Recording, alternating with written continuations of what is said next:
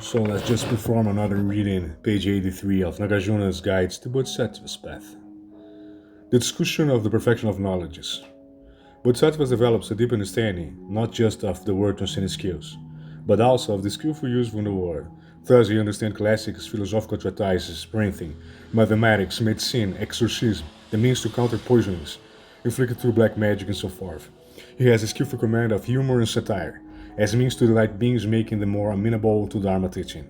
He knows how to establish public works, including correct city planning, water projects, parks, gardens, orchards, and even forestry. He is familiar with metallurgy, precious gems, and so forth. He understands astronomy, constellations, eclipse, seismology, augury, through dreams, and physiognomy.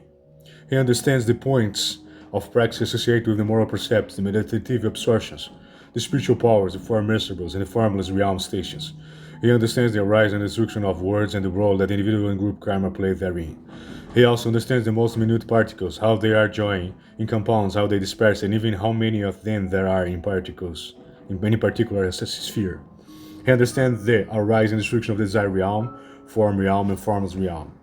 He knows in great detail the distinctions in the form and formless bodies of the various classes of beings on each of the paths. He knows the matters associated with the establishment of the Buddhas, the Dharma, and the Arya Sangha. Additionally, has succeeded in gaining sovereign mastery of the lifespan, mind, equipage, karmic actions, vows, faith and understanding, spiritual powers, knowledge, rebirths, and dharma. Having gained 10 such types of sovereign mastery, he then becomes one possessed of inconceivable and ineffable knowledges, becomes one possessed of immeasurable many knowledges, and becomes one possessed of the knowledges whereby he remains invulnerable to retreating from the path to Buddhahood.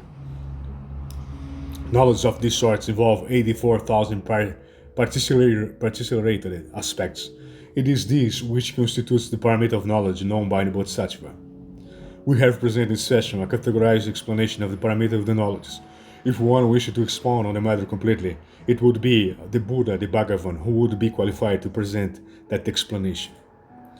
The six perfections, like space, comprehensively subsume body's provisions.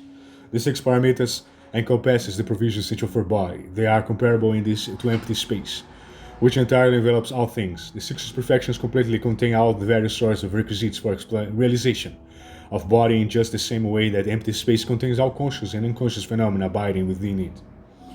Another exegete opinion, the four merit-based subsume all provisions.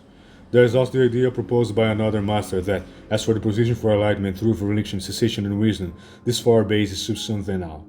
Truth here is identifiable with the perfection of moral virtue relinquishment, with the perfection of forgiving cessation, with the perfection of patience meditation, and wisdom with the perfection of prajna. The perfection of vigor representing all of these bases, for without it, nothing at all would be accomplished. That's all, just one more reading, Nagarjuna Guides to Bodhisattva's Path. Thanks.